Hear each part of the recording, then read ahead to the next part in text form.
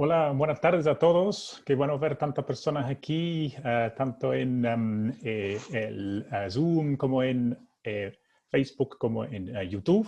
Me da un gran placer poder ser el anfitrión para Claudia. Claudia y yo entramos a la facultad exactamente al mismo tiempo, hace 15, 16, 17 años atrás. Y Claudia realmente es una gran científica. Ha realizado grandes logros en sus distintos proyectos, tanto nacionales como internacionales. Además, ha formado muchísimas personas de pregrado, de magíster y también en distintos doctorados. Y lo que es realmente destacable es su capacidad de ser malabarista con muchas distintas responsabilidades exactamente al mismo tiempo. La jefe de la carrera, integrante de grupos de estudio, y ahora en su poco tiempo libre, además está actuando como directora subrogante de nuestro departamento.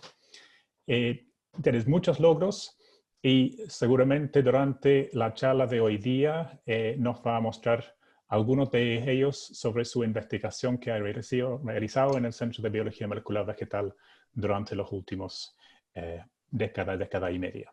Entonces, muchas gracias por asistir y muchas gracias, Claudia, por aceptar dar esta charla en los seminarios departamentales de biología hoy día. Te dejo la palabra. Gracias, Mike. Qué bonita tu presentación. Muchas gracias. La recibo con cariño. También estoy muy contenta de ver muchas caras conocidas en el seminario. Me gustaría saludarlos a todos uno por uno, pero nos vamos a demorar, así que voy a dar inicio mejor a la presentación, que espero que les guste y tengan después sus preguntas para poder discutir.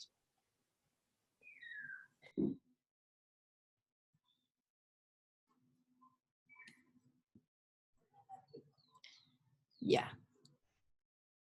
La pregunta de rigor es que si ven bien. Me imagino que está todo ok, ¿sí?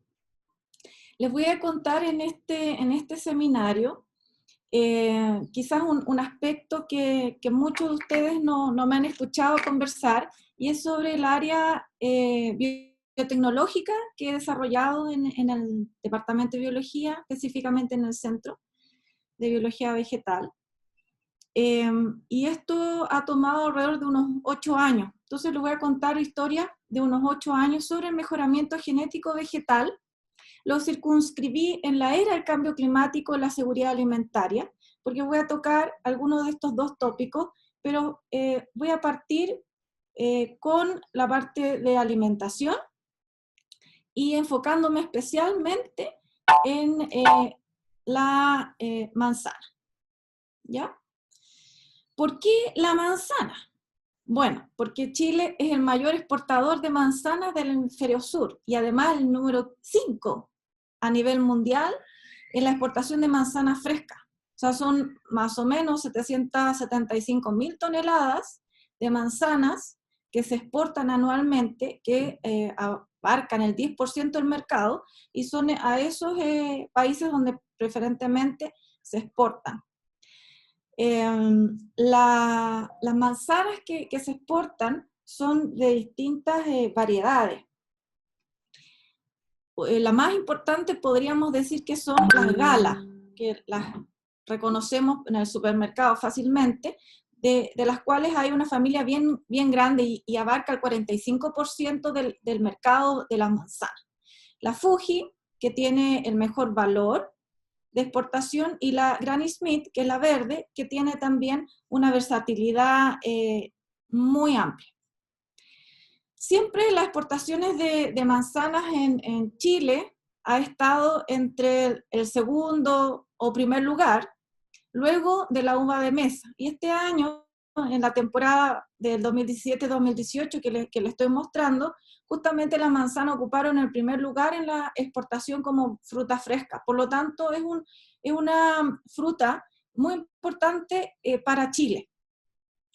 En tercer lugar están las cerezas, y no menos importantes son los kiwis, que me gustaría que lo retuvieran esta información para el final de la charla. La manzana tiene otras potencialidades y tiene que ver con su nutrición. son frutos muy ricos en potasio, vitamina E, vitamina C. Se consume como fruta fresca en la colación de los niños o de nosotros mismos, pero también como forma de procesada, o sea, para hacer mermelada, jugos. Por lo tanto, es muy versátil y además es baja en calorías. Entonces, siempre en cualquier dieta está la manzana, sobre todo la manzana verde. Para bajar de peso se puede ocupar porque tiene muy pocas calorías. Bueno, tiene muchos estos beneficios la manzana para nuestro país y nuestra salud, pero las manzanas que actualmente se producen, comercializan y se exportan no son variedades chilenas, sino que los productores han debido adquirir estas variedades en el extranjero durante toda la trayectoria en que se han cultivado las manzanas y han debido pagar royalty por ellas, traerlas a Chile y esperar ciertas temporadas para que se adapten a estas condiciones edafoclimáticas de nuestro país, esperando que la producción de calidad, de cantidad, las características organolépticas sean equivalentes a aquellas que los productores inicialmente, ¿cierto?, adquirieron estas plantas en el extranjero, sobre todo en Europa. Entonces, sería muy beneficioso de que pudiésemos hacer en Chile una manzana hecha en Chile, que con nuestras capacidades y con nuestras necesidades, satisfaciendo las necesidades de nuestros productores chilenos, nuestros exportadores chilenos, y con variedades que ya están establecidas en Chile, adaptadas a nuestras condiciones climáticas y también de tierra. Junto con eso, de la importancia de las manzanas, es que nosotros inicialmente cuando postulamos a estos proyectos pensamos, bueno, pero ¿qué podemos mejorar en las manzanas? Y de ahí surgió la idea, conversando con ciertos productores del área de la fruta, como Univivero o ANA, que los consumidores están también buscando nuevas características que pudiesen tener frutas, distintas frutas. Entre ellas podría ser la manzana, porque estamos los consumidores siempre en búsqueda de una alimentación novedosa, saludable, y que no solamente entregue nutrición, sino que también pueda tener una cualidad como funcional, que es lo que expongo en esta diapo, que es un alimento funcional. Es decir, aquellos que en su forma natural o procesada, ¿cierto?, tienen componentes que ejercen efectos beneficiosos para la salud que van más allá de la nutrición. Por ejemplo, yo creo que todos ustedes ya asocian algún alimento similar a esto, ¿no? Incorporar antioxidantes en la dieta. Por ejemplo, el consumo del maqui, que todos ya sabemos, ¿cierto?, que tiene un componente antioxidante importante, porque contrarresta envejecimiento o enfermedades. Aquí hay otros ejemplos, un flan hecho con omega 3, o un jugo que está suplementado con vitaminas, con zinc, con calcio, o jugos de kiwi con manzana, que es un super detox, ¿ya? También un jugo enriquecido en zanahoria es muy rico porque tiene carotenoides, que vamos a ver justamente más adelantito. Por lo tanto, alimentos que tengan un mayor componente en antioxidantes, en vitaminas, en minerales, omega 3, omega 6, son cualidades apetecidas por los consumidores. Y justamente los carotenoides, que es mi línea de investigación básica, que he venido desarrollando, lo que recordó Mike, hace 16 años, más o menos, 17 años, tienen dos cualidades súper importantes, porque son antioxidantes y son precursores de la vitamina A, y se encuentran maravillosamente acumulados en la zanahoria. Bueno, entonces, ¿qué son los carotenoides, aparte de ser precursores de vitamina A? ¿Qué significa todo esto? Los carotenoides son pigmentos isoprenoides, son moléculas hidrocarbonadas de 40 átomos de carbono aproximadamente, que de acuerdo a sus insaturaciones van a tener ciertas emisiones de color, son cromóforos, ¿sí? Entonces en el tomate se acumula mucho licopeno y por eso tiene esta coloración roja. Y como les adelanté, la zanahoria tiene esta coloración anaranjada por una acumulación muy elevada en beta-caroteno y en el alfa-caroteno, que es parecido en estructura al beta. Estos son pigmentos de coloración amarilla, naranja y roja, que están en flores, frutas y algunos tubérculos como el camote o la zanahoria, ¿ya? También hay otros organismos como hongos y bacterias que también los producen con otras características y fines, ¿ya? ¿Cómo se producen los carotenoides? ¿Y dónde? Los carotenoides se producen en los plastidios, en la cual participan importantes enzimas cuyos genes están codificados en el núcleo. Entonces también aquí hay una línea de investigaciones maravillosa que tienen que ver con estudiar la regulación de la síntesis de carotenoides en plantas, porque cada organismo tiene su propio método de regular y de acumular carotenoides, ¿ya? Por eso que hay plantas que acumulan pocos carotenoides y otras que acumulan muchos y diferentes tipos. Dentro de esta ruta, que está hipersimplificada acá, hay una enzima que es esencial y la clave en todo este proceso, que es la fitoinosintasa. La fitoinosintasa toma el precursor geranil pirofosfato que proviene de la vía MEP, que son los precursores de los carotenoides. Todo esto ocurre en los plastidios también, ¿ya? Para producir el primer carotenoide que es incoloro, que se llama fitoeno. El fitoeno luego sufre desaturaciones e isomerizaciones por 4 enzimas en plantas para producir el licopeno, que es el rojo del tomate. Y este puede ser ciclado para producir el alfa-caroteno por estas 2 enzimas, licopeno beta-ciclasa y epsilon ciclasa, o por la beta-ciclasa simplemente para producir el beta-caroteno.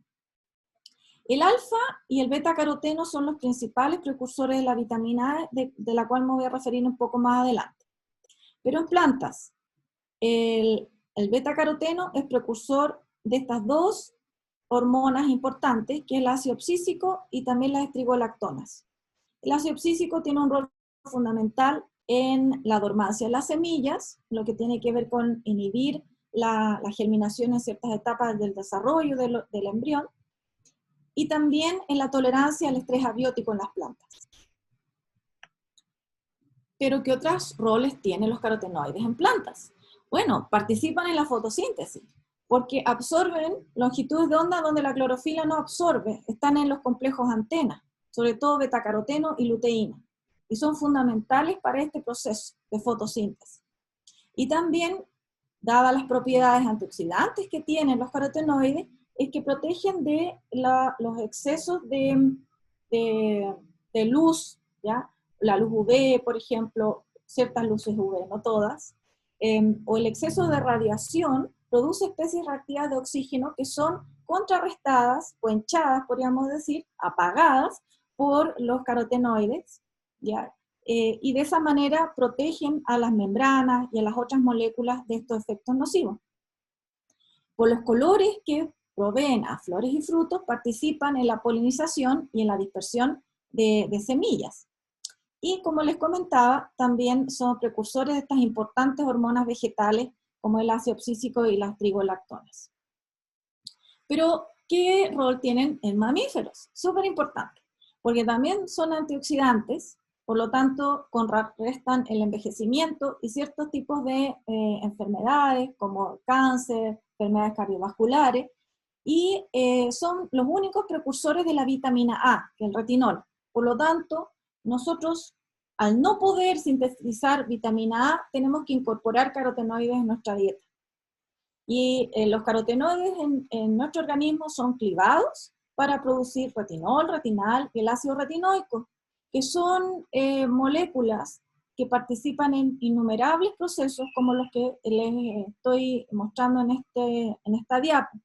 Uno siempre tiene la asociación, ¿cierto?, de comer zanahoria para la visión, que la vitamina A es para la visión, y en efecto es muy importante para la visión, y aunque Si no lo sabían, nosotros tenemos ciertos carotenoides en la mácula del ojo. Tenemos luteína y zeaxantina.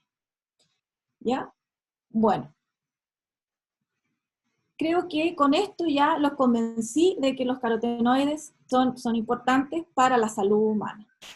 Sin embargo, hay un aspecto súper relevante que tiene que ver con la deficiencia de la vitamina A en ciertos países. Bueno, acá hay una imagen donde les muestro dónde está la luteína, la zeaxantina en nuestra mácula. Y eso nos facilita la visión. Hay países en el mundo, los que están detallados acá en coloración roja, naranja y amarilla, en donde hay una deficiencia grande en vitamina A. Y eso puede causar una baja en la resistencia al sarampión en los niños, afecciones respiratorias, diarrea, pero también puede llegar a causar ceguera, xeroftalmia y muerte. Actualmente, esta deficiencia de vitamina A afecta a más de 100 millones de niños y niñas en el mundo, sobre todo en los países que les acabo de indicar, causando el 25% de muerte infantil en estas regiones. Por lo tanto, es un problema de salud mundial, salud pública mundial, que se ha abordado hace ya muchos años con el objetivo de mejorar el contenido de vitamina A en cierto tipo de alimentos que puedan contrarrestar estas deficiencias. Es así como se ha generado distintas plantas con un incremento en carotenoides, de las cuales algunas han llegado a ser comercializadas y se las muestro en esta diapo, como es el arroz, el golden rice, que es un ejemplo icónico porque es el primero que se comenzó a comercializar luego de muchos conflictos en patente, el 2012, y ya está en Tailandia el 2018. Esto permite suplir el 50% de las deficiencias de vitamina A en China y en los países orientales. También el plátano en Uganda fue aprobado en 2018, sobre todo porque países africanos, este tipo de plátano, no la banana que comemos nosotros, es la base de la alimentación de esa población. Y recientemente, no sé si han advertido, pero se aprobó para su comercialización y ya está en el mercado la piña rica en licopeno en Estados Unidos. Y muchas de estas plantas se han modificado los genes que les muestro acá, que es la fitoinosintasa, que les comenté que es la clave. Luego se han utilizado este gen que codifica para una enzima desaturasa de origen bacteriano, que suple la función de estas 4 enzimas en plantas, y la licopeno beta-ciclasa. Entonces, considerando estos antecedentes, es que nosotros comenzamos entonces el desafío de desarrollar manzanas en Chile, con mayor contenido de carotenoides, con estas propiedades antioxidantes. ¿Y cómo? ¿Cierto? Vamos a generar estas manzanas funcionales, o sea, ¿y para qué? Digamos, ¿cierto? De esta manera, generar una variedad que sea hecha en Chile, con marca Chile, aumentar el componente antioxidante, y que tenga mayor contenido de provitamina A y un color diferente en la pulpa. Estos son todos nuestros objetivos a largo plazo, ¿sí? Y similar a lo que se generó mediante mejoramiento genético tradicional por cruzas en Estados Unidos, en la empresa Okanagan, que generó, por un consorcio, IFORED, perdón, que generó esta manzana que se llama Quisabel. Pero estas manzanas se dan cuenta que tienen distintas tonalidades en la pulpa, que no se deben a los carotenoides, sino que a otros pigmentos que son las antocianinas, y actualmente no tienen un impacto tan grande en el mercado porque son levemente ácidas. Entonces se está tratando de mejorar esas características organolépticas. Bueno, ¿cómo nosotros hemos enfrentado esta propuesta? Primero les voy a contar estas 3 ejes, digamos, ¿ya? Para obtener las manzanas modificadas que tengan mayor contenido de caroteno. en el 1 y el 2 son plantas transgénicas que van a expresar algunos genes carotenogénicos o de precursores de la síntesis de carotenoides. Y en el tercero les voy a contar el proyecto sobre la edición de genes para degradar, editar los genes que degradan carotenoides, permitiendo la acumulación de estos, ¿ya? Este es un proyecto primero que partimos el año 2011 en un FONDEF en la facultad, en la cual comenzamos todo lo que tenía que ver con la línea en manzana. Y para mejorar genéticamente una planta, primero hay que saber qué es lo que tiene respecto a este tema la misma manzana. Entonces identificamos primero los genes carotenogénicos en las manzanas, usando la base de datos de rosácea, que estaba muy mal anotado, no ha mejorado totalmente, siempre hay mejoras a lo largo de los años, pero siempre se mantienen ciertos errores. Bueno, después de un trabajo bastante arduo, en que también se tuvo que usar base de datos de IST y todo eso, encontramos 4 genes de PCI, que luego se reanotaron, van a ver después en los resultados, 1 para PDS y 2 de licopeno beta-ciclasa. Analizamos la homología, la identidad que podían tener a nivel aminoácido con genes parálogos que hayan sido caracterizados para poder seguir con este estudio. Porque posteriormente lo que hicimos fue evaluar la expresión de estos genes en hojas y también en fruto maduro, que es el primer gráfico de acá, que es parte de una publicación de Ariel Cerda, que hizo su seminario de título en este proyecto, ya hace varios años atrás, pero lo publicamos este año. Y vimos que había algunos de estos genes que tenían mayor expresión en fruto, por ejemplo, PCI2 o la licopeno betaciclasa 2, y otros de ellos mayor expresión o nivel de transcrito en hoja, como PCI5 y PCI1. O sea, quiero destacar que esto está en logaritmo, así que las diferencias son más grandes de las que uno pueda apreciar así a simple vista. Y en el caso de la maduración de los frutos, también evaluamos cómo se comportaban los niveles de transcrito de todos estos genes, y vimos que por lo menos del PDS, la licopeno betaciclasa 1 y la 2 se mantenían bastante estable el nivel de transcrito, pero había ciertas diferencias en los PCI. Entonces, mientras PCI5 y PCI1 aumentaban en conjunto con la maduración, PCI2 disminuía su expresión en la medida que maduraba el fruto. Sin embargo, PCI2 y PCI5 son los que más se expresaban en el fruto, y decidimos posteriormente estudiarlo en mayor profundidad. Pero ahora les voy a contar sobre la composición de carotenoides en las manzanas, porque es algo que también siempre se tiene que hacer. O sea, evaluamos la expresión de los genes y lo correlacionamos con el nivel de carotenoides.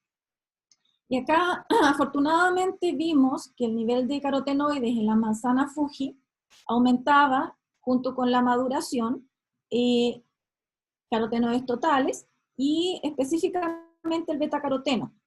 Hay otros carotenoides, como la luteína, que bajan su nivel de abundancia junto con la clorofila, porque este es un pigmento que está vinculado más bien a hojas, a tejido fotosintético, y eso se asemeja a un estadio inmaduro de la manzana.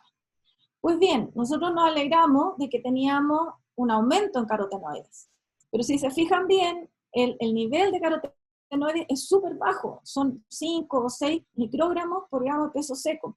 Si esto lo comparamos con la zanahoria, que tiene 1000 o 1500, obviamente deja la manzana como una de las frutas con muy bajos niveles de carotenoides.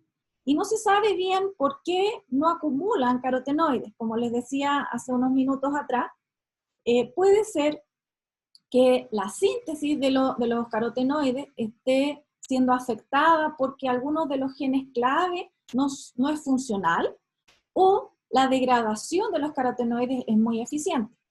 Entonces nosotros estuvimos investigando algo al respecto, y es lo que también está en la publicación de Ariel, en que evaluamos la funcionalidad de algunos genes de la fitoinosintasa, que codifican para fitoinosintasa. No enfocamos en la PCI2 y la PCI5 porque son las que más se expresaban en esta condición de fruta, como les comenté antes.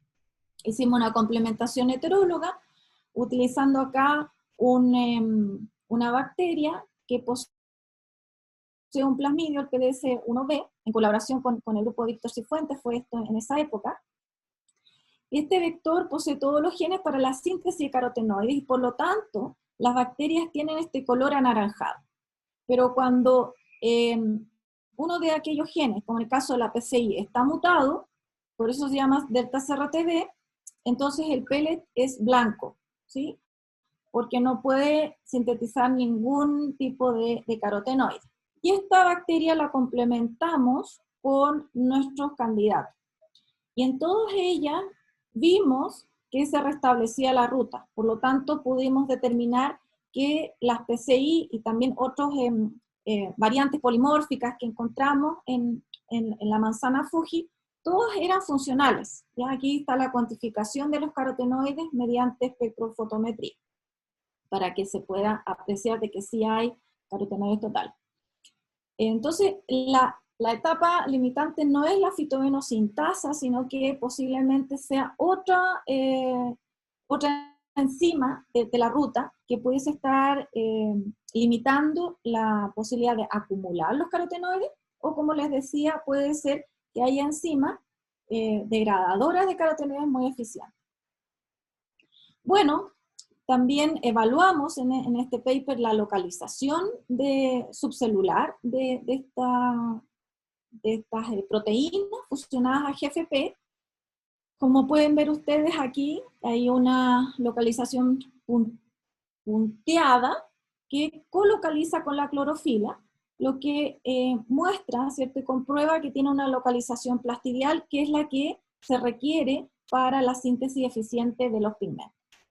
Entonces esto complementa el argumento que les decía anteriormente, de que por lo menos estas enzimas, que son las que más se expresan en el fruto, son funcionales y tienen una correcta localización.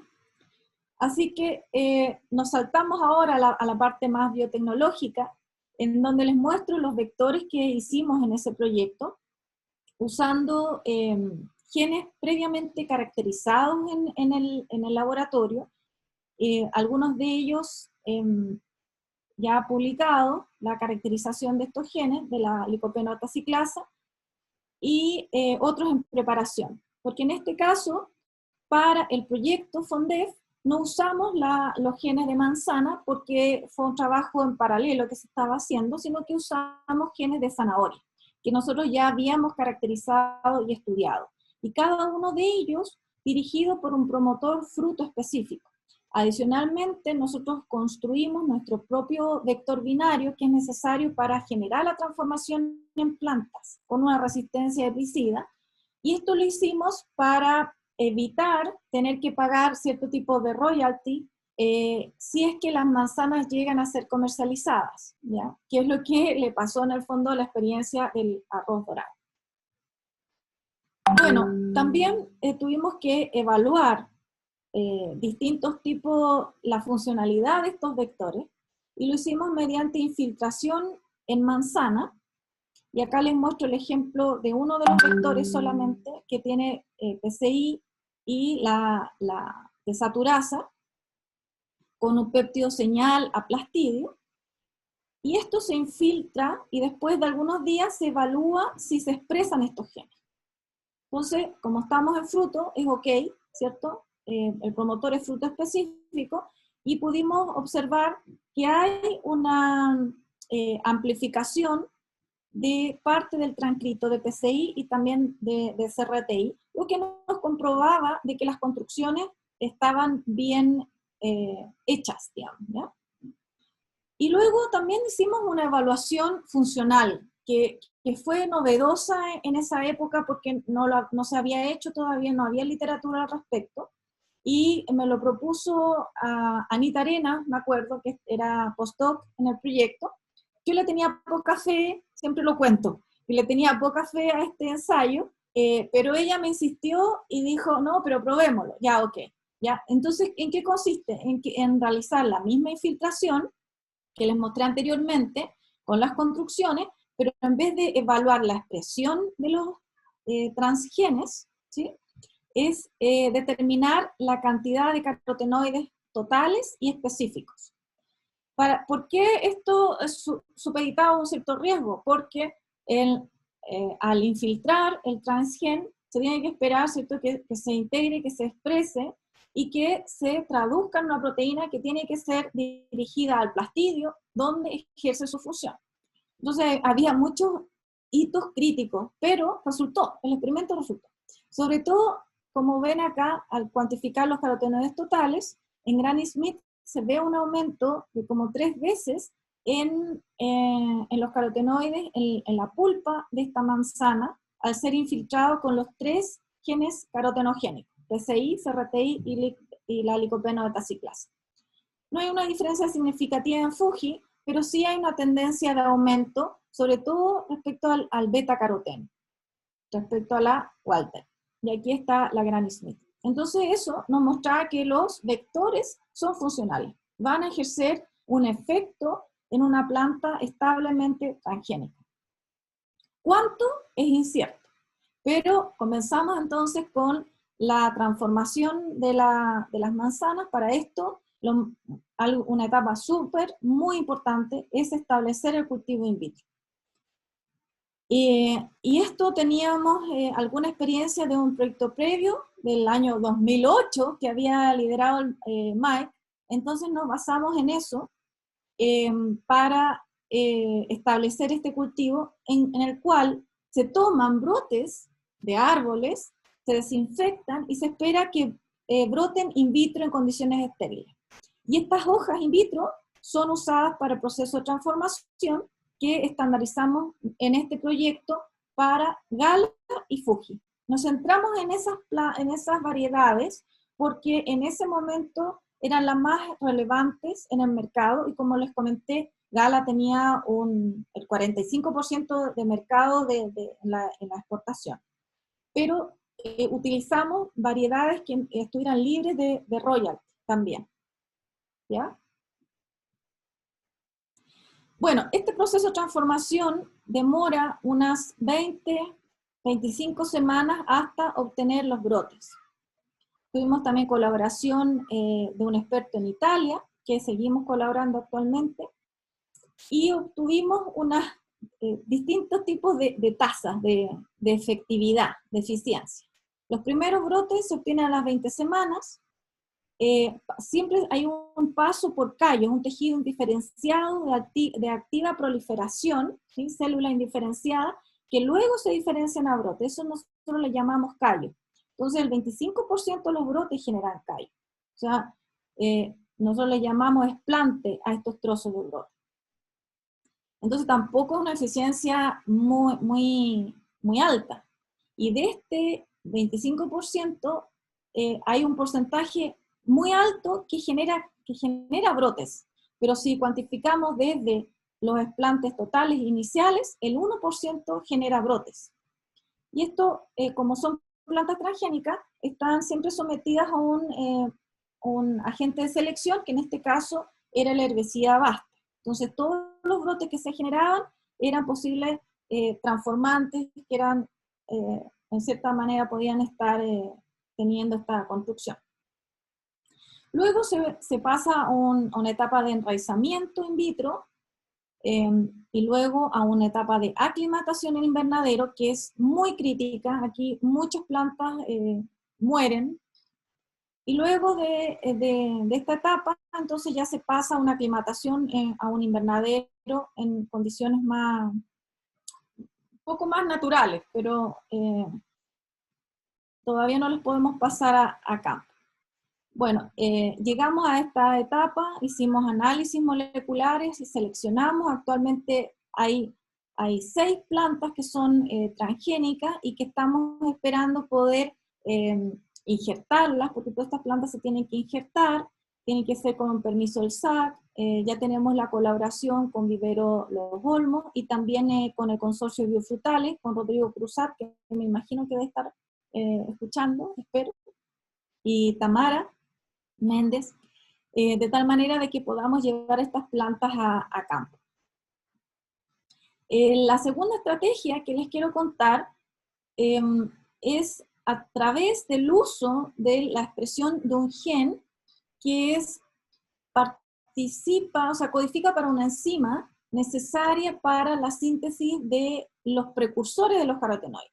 Y esto lo hicimos porque fue nuestro control en el proyecto FONDEF y porque está fusionado GFP, como se muestra acá la construcción, y además porque este gen se había ya determinado de que en otras plantas producía aumento en carotenoides. Entonces iniciamos este mismo proceso de transformación y dio origen a una publicación que también logramos este año, de Jessica Arcos, que trabajó en el proyecto FONDEF también. Las plantas transgénicas que obtuvimos fueron 4 líneas transgénicas, las cuales evaluamos la expresión de otros genes endógenos y vimos que muchos de ellos, ¿sí?, de la ruta de síntesis carotenoides, también aumentaban su nivel de expresión. Por ejemplo, DXS, que también es parte de los precursores de los carotenoides, pero y acá están las PCI. La PCI1 aumenta significativamente en todas las líneas transgénicas, de alrededor de 20 veces, y eso es mucho. Luego esta es PCI2, ¿no? En error mío, que también aumenta. PCI3 también aumenta en todas las líneas. PCI5 solamente aumenta en en las 2 últimas líneas. Y las licopenos metaciclasa. Entonces esto es un antecedente importante que está mostrando de que el transgen produce un reordenamiento de la expresión de los genes conducentes a la síntesis de carotenoides a favor, ¿cierto?, de aumentar el contenido carotenoide. Y esto lo pudimos determinar mediante la cuantificación de carotenoides total en las plantas transgénicas respecto a la planta silvestre. Y como pueden ver ustedes, todos los tipos de carotenoides, beta-caroteno, alfa-caroteno y luteína, aumentan hasta 3 veces su contenido. Entonces, eso es harto, es harto. Comparándolo con una planta silvestre en hoja, porque acá en este caso teníamos un promotor constitutivo, por lo tanto podíamos hacer estos análisis en hoja. Las plantas en hoja acumulan hasta 200 microgramos por gramo de peso seco de carotenoides y las plantas transgénicas hasta 500. La clorofila también se ve afectada, en algunas líneas aumenta, en otras no hay un cambio sustantivo en los niveles de clorofila, pero sí de luteína, que también participa en la fotosíntesis, y eso nos hace suponer que es probable que estas plantas también mejoren su capacidad fotosintética. Hicimos un análisis también del contenido de carotenoides en las yemas de los árboles, porque todavía no obteníamos fruto, y también observamos que hay un aumento, sobre todo en la luteína. Y eso recalco nuevamente de que es probable que estas plantas tengan un mejor desempeño, o fitness, podríamos decir, en campo en cuanto a la capacidad fotosintética. Hicimos también en este paper la evaluación a nivel transitorio para ver si inyectando en la manzana directamente de XR podíamos tener un aumento de carotenoides, así como lo habíamos observado previamente, como les comenté, y les mostré el ensayo.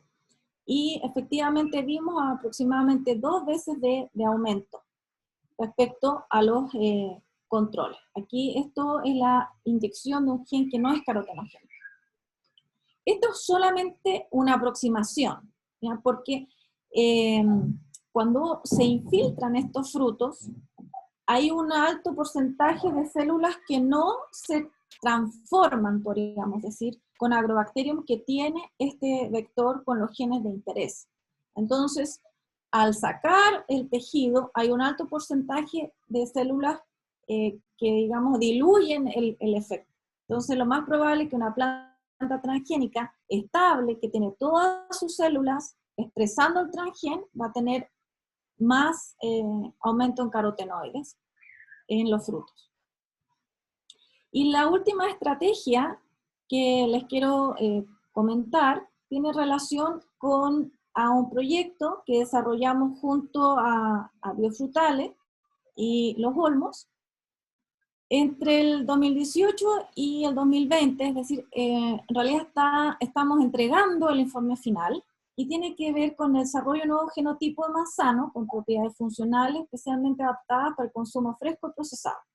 Un título muy aplicado y que en definitiva lo que busca es usar la edición génica para editar genes involucrados en el pardeamiento de la pulpa de la manzana y aumentar la acumulación de provitamina A, que son en el fondo los carotenoides en la fruta.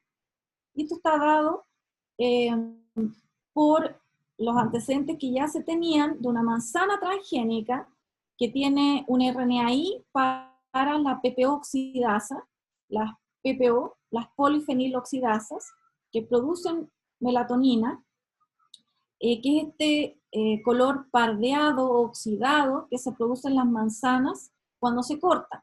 Entonces, al tener el RNA interferente, estas manzanas no se pardean. Y esto fue desarrollado por Okanagan. Y por otro lado, entonces, el objetivo entonces, lograr este fenotipo y un fenotipo similar a esto o a los anteriores que les comenté, pero usando CRISPR-Cas, ¿ya? El protocolo del trabajo por hacer, ¿cierto? Tiene que ver con la transformación, que es lo que ya tenemos estandarizado en el laboratorio, pero en vez de sobreexpresar un gen carotenogénico, la idea es editar algún gen que nos permita aumentar el contenido de carotenoides y reducir el pardeamiento.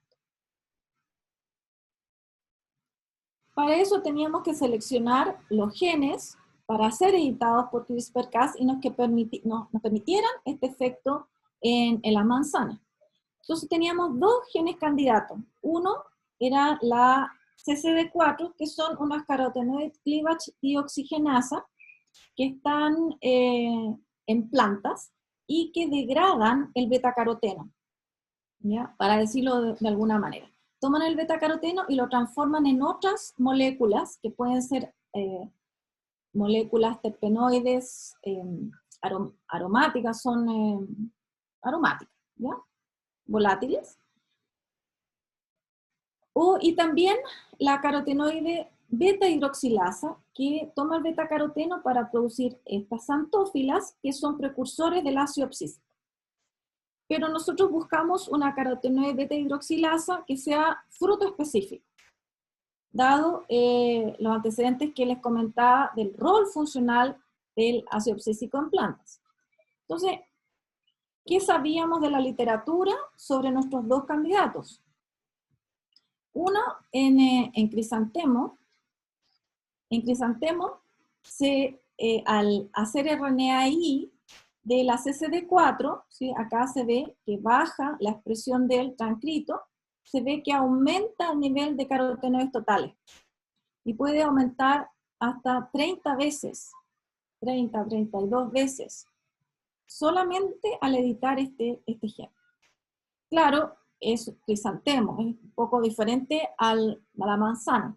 Pero también existe un durazno, no sé, bueno, está el durazno, ustedes lo conocen, ¿no? El durazno amarillo y hay un durazno que es blanquillo. Entonces se sabe que el durazno blanquillo tiene activa esta enzima, mientras que el durazno, que es anaranjado, esta enzima está mutado el gen que codifica para esta enzima. Entonces ese antecedente nos muestra de que este también es un muy buen candidato para poder ser editado en manzana. Para el caso de la beta-hidroxilasa, tenemos el antecedente naranja, que al hacer RNAi de este gen, se obtuvo un mayor aumento en beta-caroteno en las naranjas silenciadas para este gen. Entonces, estos eran nuestros dos candidatos para el aspecto del aumento de los carotenoides en manzana. Para el caso de las PPO, seguimos la patente de O'Callaghan, que fue muy difícil de interpretar, pero logramos generar los vectores para las PPO. En el caso de los genes carotenogénicos, hicimos una prueba de concepto, y acá estuvo involucrado Carlos Flores en este trabajo, y él desarrolló un vector para generar RNAi para la CCD4 y la carotenoide beta hidroxilasa, y que al infiltrar nuevamente ya en nuestro sistema transitorio de evaluación de efectividad funcional de las construcciones, ¿ya? Si veíamos un aumento no de carotenoides. Entonces, en este caso, usamos como control, al igual que en el artículo que les comenté anteriormente, la infiltración con dos genes carotenogénicos, donde se veía un aumento respecto a los controles, este sin infiltrar, y este es un gen que participa en la floración, que no tiene que ver con la síntesis de carotenoides. Y al infiltrar un RNAi para la CCD4 también vimos un aumento de como 2 veces del nivel de carotenoides totales. Lo mismo para la beta-hidroxilasa y cuando se inyectaban juntos. Por lo tanto, esto nos mostraba que sí, que era una buena estrategia poder silenciar o editar más bien estos genes para aumentar los carotenoides en frutos. Otra prueba de concepto que hicimos y que se le ocurrió a Rodrigo Cruzat para mostrar de una manera mucho más visual si funcionaban o no funcionaban la edición de estos genes, es que luego que ya generamos los vectores, no les voy a mostrar los vectores porque eran como 6 y bastante complejos, pero los vectores, cada uno de ellos tenía 2 gRNAs para cada gen, ¿ya? Entonces los aplicamos, estos editores génicos, en manzanas partidas por la mitad, y luego de 0 o 30 minutos, 24 horas y 48 horas, evaluamos la tasa de pardeamiento en estas manzanas, ¿ya? Como no era fácil de visualizarlo en estas manzanas así, entonces Carlos lo que hizo fue usar un sistema en el ImageJ en que se veían coloraciones contrastantes, ¿ya? De tal manera de que el amarillo era no pardeamiento y los colores más oscuros significaba que estaban pardeadas. Entonces esto posteriormente se graficó. Esto lo hizo, me acuerdo, Luis Felipe Quiroz cuando trabajó en este proyecto, y se pudo ver de que justamente las manzanas que fueron infiltradas o en las cuales se aplicaron los editores génicos tenían un área de pardeamiento mucho menor que aquellas con los controles. Usamos distintos tipos de controles, un vector sin inserto, un control con solamente el medio de cultivo, o sin infiltrar, y tenemos acá los genes o los vectores de editores génicos que llamamos nosotros para los genes carotenogénicos independientes de PPO y todos juntos. Y lo más maravilloso, a mi punto de vista, es que al incubar con los genes carotenogénicos también veíamos una reducción del pardeamiento similar a PPO. Entonces esto también tenía un argumento a favor de seguir trabajando con los genes carotenogénicos, porque recordemos que son antioxidantes, entonces pueden estar favoreciendo la reducción del pardeamiento por esas cualidades que tiene. Bueno, el proceso de transformación, ya se los comenté, es el mismo en este caso, solamente que sin agente de selección, porque lo que nosotros buscamos son plantas editadas, pero no transgénicas.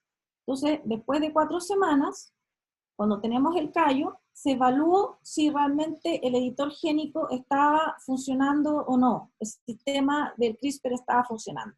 Y acá les muestro como un ejemplo lo que hicimos para todos los genes y todas las plantas.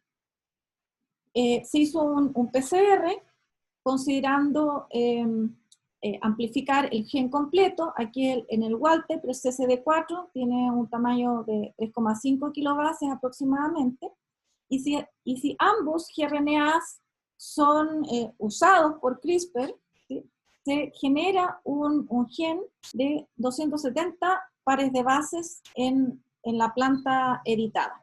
Y esto fue lo que obtuvimos en una de las evaluaciones.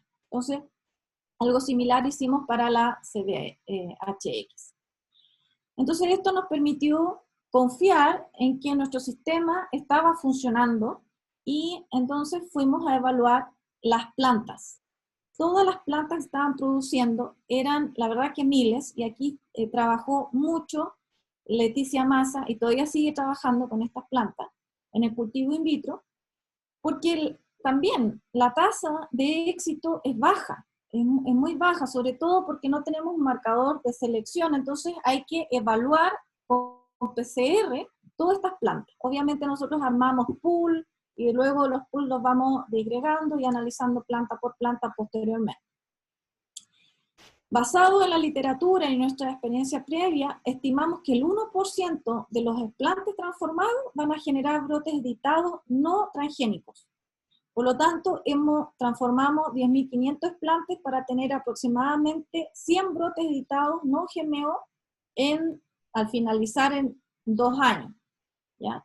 Desafortunadamente, producto de la pandemia, teníamos ya como 800, 900 brotes que estábamos evaluando, pero producto de la pandemia se nos redujo, y actualmente tenemos como 100, 150 brotes que tenemos que analizar a nivel molecular si es que están editados y en qué grado están editados, porque puede haber funcionado un solo gRNA o ambos, etc. Entonces, eso fue una pérdida que tuvimos, pero todavía tenemos que estar contentos de que algunos brotes tenemos y no lo perdimos todo, como el caso de otros proyectos. Entonces, recapitulando, el último proyecto que les acabo de comentar, estamos en esta etapa de los 2 años en un trabajo in vitro. Luego de eso, seleccionarlos por PCR, tienen que ir a aclimatación en invernadero, y ya tenemos el contacto con los olmos, a través también de Rodrigo y de Tamara, para que se injerten y sigan el proceso en campo, y poder evaluar después de 5 años quizás, a ver si alguno de ellos tiene mayor contenido carotenoide y reducción en el pardeamiento. Es la primera parte de la presentación, y quiero acá en esta etapa agradecer a mi equipo que ha trabajado conmigo durante muchos años. Ha habido muchos cambios de integrantes.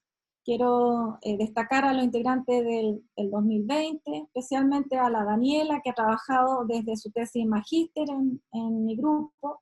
Esos son, no sé, como 7 años, y ahora actualmente es postdoc. El año pasado obtuvo su doctorado. Carlos Flores también está trabajando hace muchos años en mi grupo, igual que Luis Felipe. Los 3 son postdoc y se iniciaron en sus tesis de pregrado, de magíster aquí, y han ido, Carlos fue a hacer su doctorado afuera. A los asistentes de investigación, Cristian González, sobre todo a la Leti, que cuida a las manzanas como sus hijos, la Rocío, que está haciendo su doctorado, la Angélica, también Nicolás, Max, Dominique, Luciano, y algunos estudiantes que se graduaron este año, como Jonathan, Nicolás y José Manuel. Y estos proyectos que les he contado han sido financiados por el proyecto FONDEF y un proyecto Corfo Contec, que finaliza ahora entregando el informe final. Quiero aprovecharme 5 minutos de su tiempo. Yo sé que ya estoy terminando, ¿cierto?, con el plazo del tiempo estimado, pero quiero contarles de esta nueva iniciativa que estamos iniciando este año 2020 hasta el 2023, que es un proyecto anillo financiado por la ANIP y que lleva por nombre Tolerancia al estrés abiótico para enfrentar el cambio climático, y que como nombre social le hemos llamado Planta Conciencia. Y les pedimos, los invito a todos ustedes a que nos sigan nuestro Instagram, Planta Conciencia, tenemos LinkedIn y prontamente nuestra página web. ¿Qué es lo que nos motiva en este proyecto? Se complementa tangencialmente con el que les he comentado anteriormente. ¿Ya? Este proyecto se fundamenta en la gran problemática del cambio climático que afecta a la agricultura en nuestro planeta. Sin agricultura nosotros no sobrevivimos, nosotros dependemos de las plantas. Y actualmente el 40% de la superficie terrestre está con sequía. Y el rendimiento de los cultivos se ha afectado un 50%, puede afectarse hasta un 50% por sequía, salinidad, los efectos que causa el cambio climático. ¿Qué es lo que les pasa a las plantas? Las plantas reducen su producción, las plantas no pueden crecer, las raíces son más pequeñas, en condiciones sobre todo de sequía y salinidad, que son estos estreses abióticos más importantes que causan un 51% de las limitaciones de cultivos en el mundo, y que en América del Sur corresponde a un 64%. O sea, la situación realmente es grave. Entonces nosotros, ¿cómo lo queremos abordar? Mediante el desarrollo de nuevas variedades de kiwi y tomate que sean resistentes al estrés abiótico. Y acá surge la importancia del kiwi.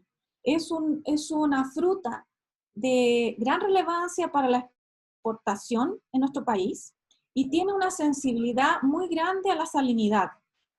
Entonces, queremos mejorar genéticamente, usando también edición génica con CRISPR-Cas, los kiwis que son usados como patrones, como porte injerto, porque todas las variedades comerciales de las plantas son injertadas sobre variedades que son más rústicas y más resistentes a distintos tipos de estrés, por patógeno o estrés ambiental.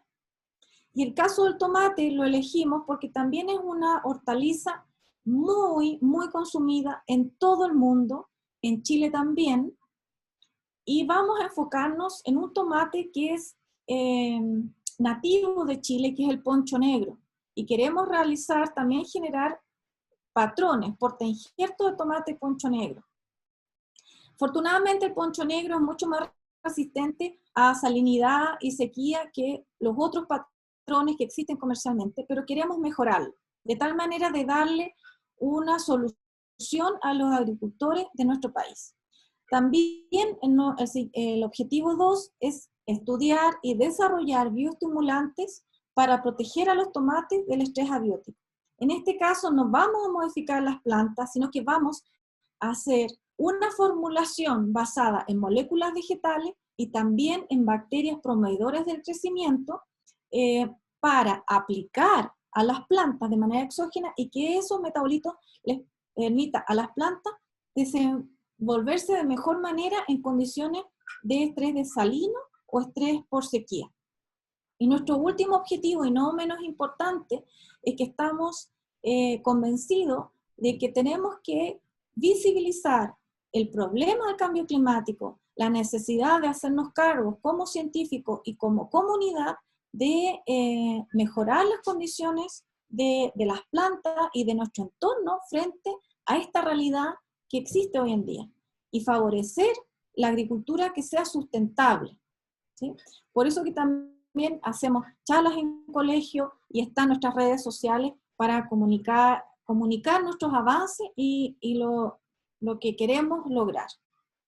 El equipo de trabajo está formado por 5 académicos. A 3 de ustedes, bueno, puede ser que los conozcan, ¿cierto? Está Lorena, el Mike, que es el codirector del proyecto, estoy yo como directora del proyecto, y somos los 3 del Centro de Biología Molecular Vegetal, de acá de la Facultad de Ciencia. Está Juan Pablo Martínez, que es del INIA La Cruz, en Valparaíso, Ricardo Tejos, que es de la Universidad Arturo Prat, en Iquique. Y junto a nosotros, un grupo de 8 investigadores, entre ellos 2 postdoctorantes como Francisca, Luis Felipe, asistente de investigación como Karen y Rodrigo, estudiante de pregrado como Nicolás y Max, y para la divulgación tenemos a Ignacio Moraga, que es nuestro periodista estrella, y en gestión está Cristian. Y eso quería aprovechar de contarles y esperando, ¿cierto? También quizás en un futuro, cuando me toque dar otro seminario, mostrarles los avances de este proyecto. Muchas gracias a todos por su asistencia y estoy disponible para preguntas. Muchísimas gracias, Claudia. Excelente charla. Yo aprendí un montón, recordé un montón de qué es lo que estabas realizando en el laboratorio. Se abre la sesión de preguntas y para las personas que están en YouTube, que están mirando en YouTube, si escriben en el chat, yo voy a leer las preguntas a Claudia para que pueda contestar.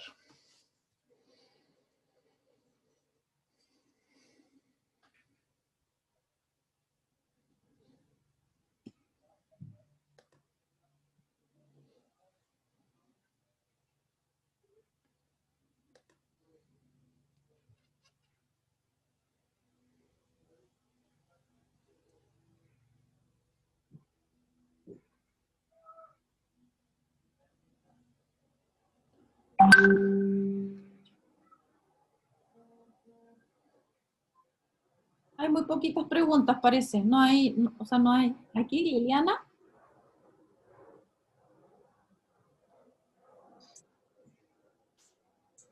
Liliana, estás hablando porque no te podemos escuchar. Tienes que desactivar tu micrófono. O sea, activar, perdón.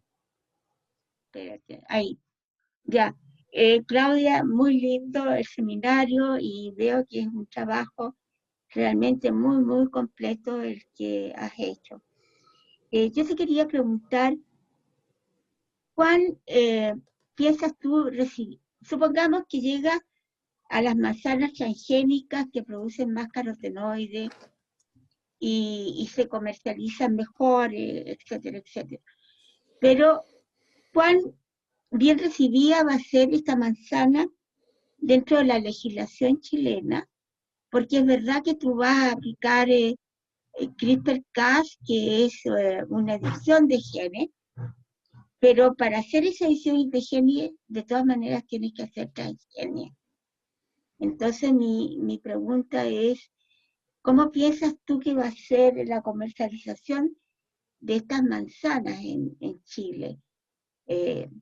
O si vas a tener que obligadamente pensar, vender el invento al extranjero para que en partes donde está permitida la transgenia se pueda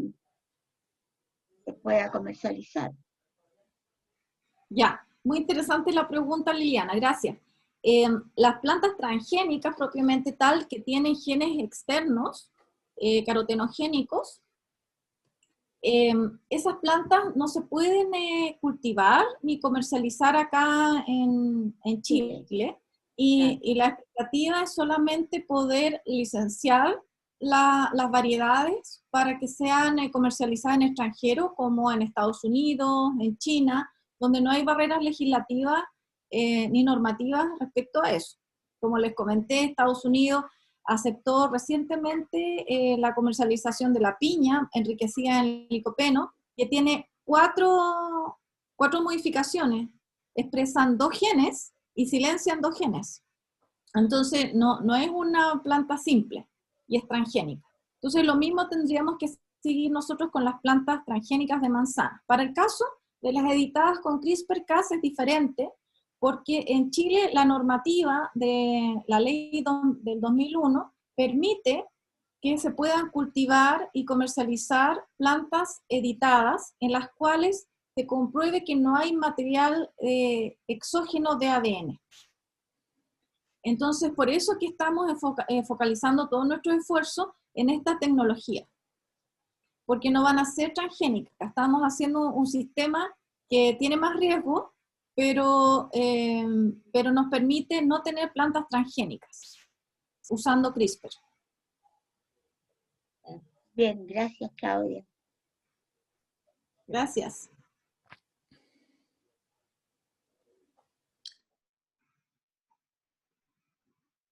Ricardo. Okay.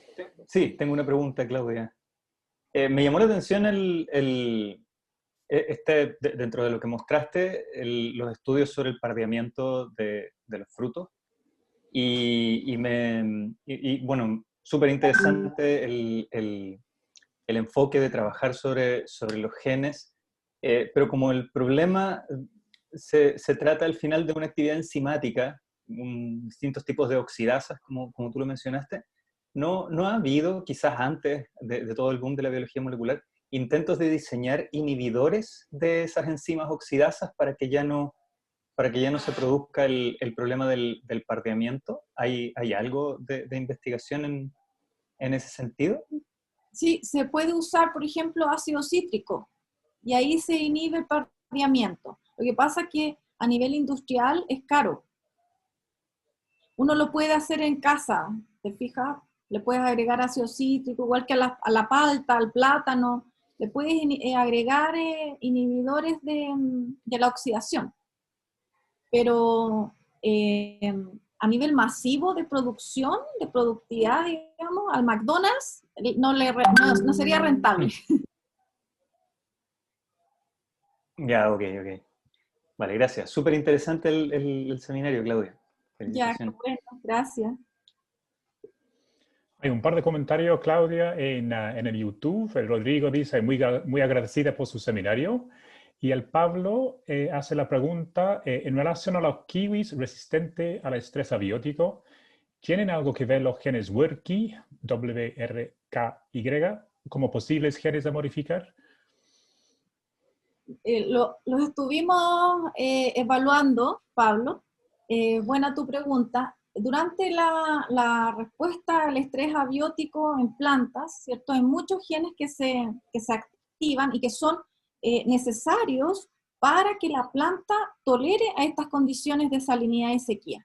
Pero hay otros genes que codifican a factores que son represores de este fenómeno. Entonces estamos enfocando nuestros esfuerzos en aquellos que son negativos, son reguladores negativos de la tolerancia al estrés abiótico. Y hemos encontrado algunos, como la G3 ubiquitiligasa, y algunos que también están involucrados en la síntesis del etileno. Esos serían algunos de los candidatos para ser editados en el caso del kiwi y el tomate. Los WRKY precisamente no los elegimos porque es una familia muy grande. Entonces algunos de ellos son factores positivos que participan en promover la regulación a la tolerancia al estrés abiótico, y otros tienen roles diferentes en desarrollo. Entonces no podemos editar algunos, ¿cierto? Porque podríamos estar invadiendo o afectando algunos off-target inconscientemente. Y María José Vargas pregunta, muchas gracias por la charla, profe. Una consulta considerando las problemáticas de agua con los cultivos de palta. ¿Sabes si se está trabajando alguna propuesta de solución desde la biotecnología, pensando en la charla que realizaste?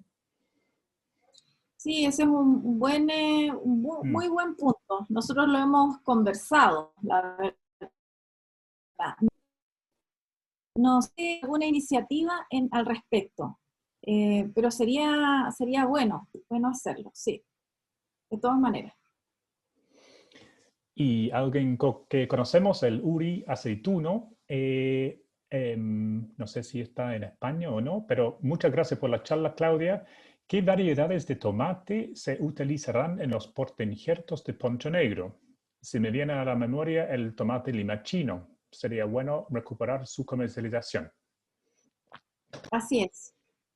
La acertaste, porque eso es lo que aporta también Juan Pablo al proyecto, toda su expertise en eso, en bacterias promovedoras de crecimiento y en tomates poncho negro de limache. Igual hay otras que se cultivan en el norte del poncho negro, que son sumamente tolerantes a estas condiciones de sequía y salinidad. Pues también las vamos a rescatar.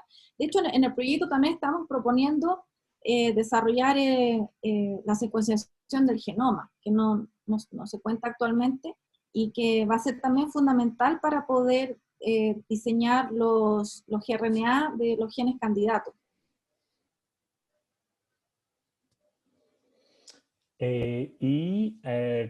Triana pregunta si es que se obtienen buenos resultados con las 6 plantas transgénicas, serán de la manzana, creo.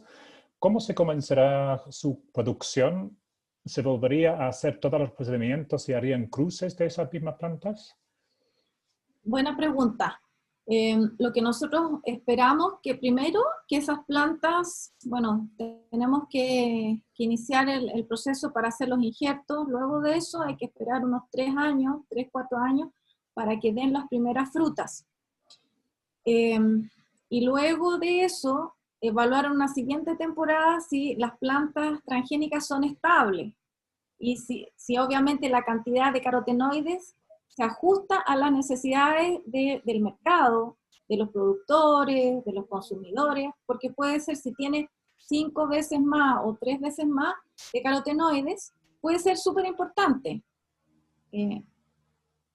O que aunque no tenga suficiente color, pero sí tener más carotenoides, que es provitamina A, está suficiente como alimento funcional. Y luego de eso, se pueden hacer cruzamientos entre ellas, exactamente, porque tiene que insertarse todas estas plantas en un programa de mejoramiento genético. Y todo tiene que estar bajo los lineamientos, los permisos del SAC. Entonces eso es lo que también nos ha retenido un poco, porque no son muchas plantas y todavía no están en etapa de hacer ese proceso. Super. ¿Hay otras preguntas o a través de Zoom o por YouTube?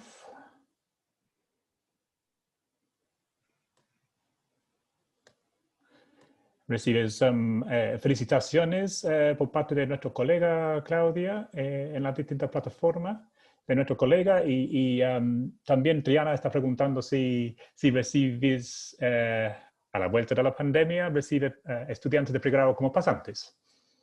Encantada, encantada. Fantástico. Escríbenme y nos coordinamos. Excelente, excelente. Actualmente no hay más preguntas en el chat, ni de YouTube, ni de Zoom. Entonces, te agradezco un montón por la muy buena charla, Claudia. Sumamente claro para ver todos los resultados de un aspecto de la investigación que se está realizando en tu grupo. Muy interesante, obviamente, la última parte relacionada con el proyecto de Anillo y seguramente en los próximos años vamos a ver, ojalá, cruzar los dedos a la vuelta de la pandemia, muchos resultados y avances relacionados con este gran proyecto. Eso espero. Sí, sí. Muchas gracias a todos por su atención y por sumarse y seguramente en 1 o 2 semanas más habrá otra charla en la sesión de seminarios del Departamento de Biología. Muchas gracias. Muchas gracias, Claudia. Chao, hasta luego. Chao, chao. Gracias a todos por venir. Gracias, chao, Claudia.